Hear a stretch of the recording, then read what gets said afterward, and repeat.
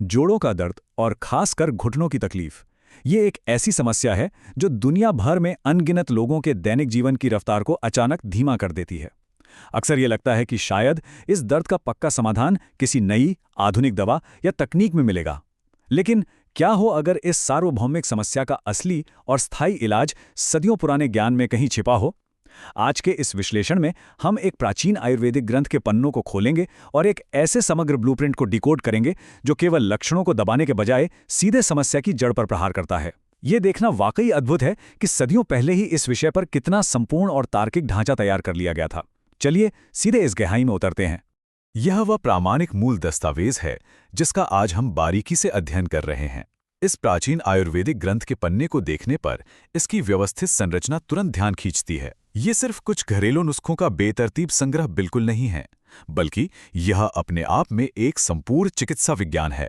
ऊपर दिए गए दार्शनिक श्लोक से लेकर नीचे आहार और जीवनशैली के स्पष्ट निर्देशों तक इस दस्तावेज का एक बहुत ही तार्किक प्रवाह है। ये साफ तौर पर बताता है कि बीमारी का मूल कारण क्या है, उसे शरीर के बाहर से कैसे शांत किया जाए और अंदर से कैसे ठीक किया जाए। हमारी आज की पूरी चर्चा इसी प्रामाणिक स्रोत के इर्द गिर्द घूमेगी। आज की चर्चा के मुख्य बिंदु कुछ इस प्रकार हैं। पहला, जोड़ों के दर्द के लिए प्राचीन ज्ञान। दूसरा, मूल कारण को समझना। तीसरा, पारंपरिक लेप और मालिश। चौथा, उपचार के लिए आहार में बदलाव। और पांचवा, आवश्यक जीवन शैली में संशोधन। खंड 1, जोड़ों के दर्द के लिए प्राचीन ज्ञान, ग्रंथ की उत्पत्ति की खोज। ये संस्कृत श्लोक इस पूरे उपचार प्रोटोकॉल की मजबूत नींव है। इसे एक तरह से प्राथमिक चिकित्सा थीसिस मान सकते हैं। श्लोक कहता है, जानुशूलम वात दोषात उत्पन्नम दुख कारकम तैलाभ्यंगम स्वेदनम च नित्यम कुर्यात सुखप्रदम। इसका सीधा सा अर्थ है कि घुटने का दर्द वात दोष से पैदा होता है और बहुत दुखदायी होता है। लेकिन दिलचस्प बात यह है कि अगली ही पंक्ति में समाधान भी हाजिर है। नियमित तेल की मालिश और स्वेदन यानी सिकाई करने से सुख मिलता है। सिर्फ एक ही श्लोक में समस्या और समाधान दोनों बिल्कुल स्पष्ट। प्राचीन काल के विद्वान कितनी सटीकता से कम शब्दों में बड़े बड़े चिकित्सा सिद्धांत लिख देते थे, ये सचमुच कमाल है। खंड 2, मूल कारण को समझना, दार्शनिक निदान। यहाँ जो बात सबसे ज्यादा ध्यान खींचती है वो है इसका दार्शनिक और शारीरिक निदान। जानुशूल ग्रंथ में घुटने के दर्द के लिए इसी विशिष्ट शब्द का इस्तेमाल किया गया है। और सबसे अहम बात, ग्रंथ इसे सीधे तौर पर वात दोष के असंतुलन से जोड़ता है। अब आयुर्वेद में वात हवा और अंतरिक्ष के तत्वों का प्रतीक है, जिसका स्वभाव ठंडा, सूखा और हमेशा गतिमान होता है। जब शरीर में और खास तौर पर जोड़ों में ये वात बढ़ जाता है तो वहाँ सूखापन और घर्षण पैदा होता है, जिससे वो तेज, चुभने वाला दर्द महसूस होता है। एक बार जब हम वात के इस ठंडे और सूखे स्वभाव को समझ लेते हैं तो ये बिल्कुल साफ हो जाता है कि आगे बताए गए सभी उपचार इसी ठंडेपन को काटने के लिए क्यों डिजाइन किए गए हैं। खंड 3, पारंपरिक लेप और मालिश, तत्काल बाहरी कार्रवाई। इस उपचार की शुरुआत रात की एक बहुत ही खास दिनचर्या से होती है। पहला चरण है तिल के तेल में थोड़ा लहसुन और अजवाइन डालकर उसे गर्म करना और फिर घुटनों पर उसकी हल्की मालिश करना। यहाँ तिल का तेल, लहसुन और अजवाइन, ये तीनों ही चीजें अपनी गर्म तासीर के लिए मशहूर हैं। ये कोई इत्तेफाक नहीं है। ये सीधे तौर पर उस ठंडे वात को बेअसर करने का काम करते हैं जिसकी चर्चा हमने अभी की थी। इसके तुरंत बाद आता है दूसरा चरण, गुनगुने नमक की पोटली से सिकाई।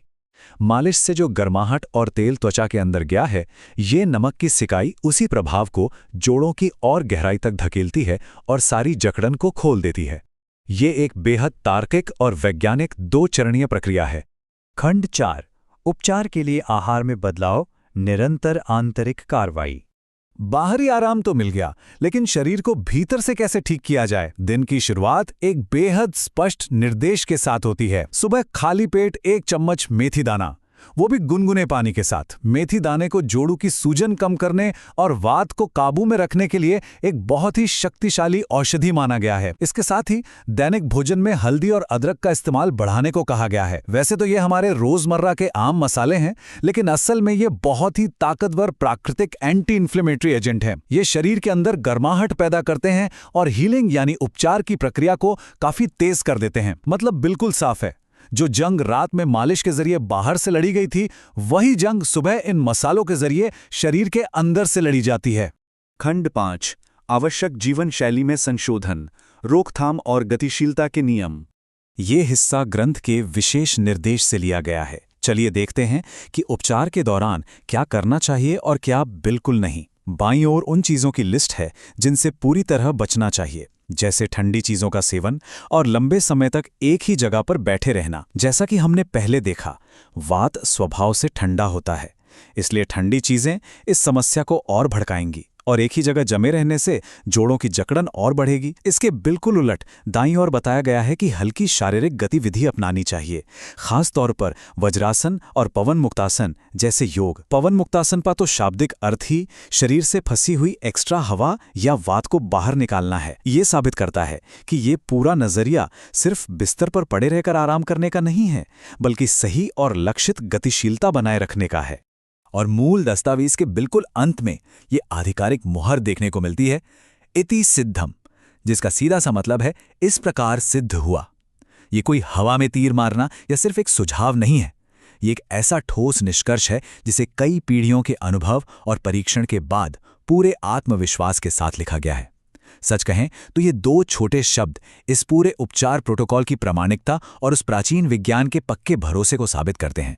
तो इस पूरे चर्चा के अंत में एक बहुत ही बड़ा और विचारणीय सवाल सामने आता है। आज की इस तेज रफ्तार जिंदगी में, जहां दर्द होते ही अक्सर तुरंत काम करने वाली पेन किलर दवाओं का सहारा ले लिया जाता है, क्या ये प्राचीन व्यवस्थित दिनचर्या आधुनिक समय के जोड़ों के दर्द का एक ज्यादा बेहतर और स्थायी समाधान हो सकती है? इस ग्रंथ ने हमें बहुत खूबसूरती से दिखाया है कि कैसे बाहरी मालिश, आंतरिक आहार और सही शारीरिक मुद्रा का एक अनुशासित तालमेल किसी भी समस्या को जड़ से उखाड़ सकता है। ये पूरा स्पष्टीकरण सोचने पर मजबूर कर देता है कि शायद सबसे एडवांस्ड और उन्नत समाधान वही हैं जो सदियों पहले ही सिद्ध किए जा चुके हैं। इस प्राचीन ज्ञान पर जरूर विचार करें और सोचें कि यह समग्र दृष्टिकोण आज के आधुनिक जीवन को कैसे और बेहतर बना सकता है। इस विश्लेषण में साथ जुड़ने के लिए बहुत बहुत धन्यवाद।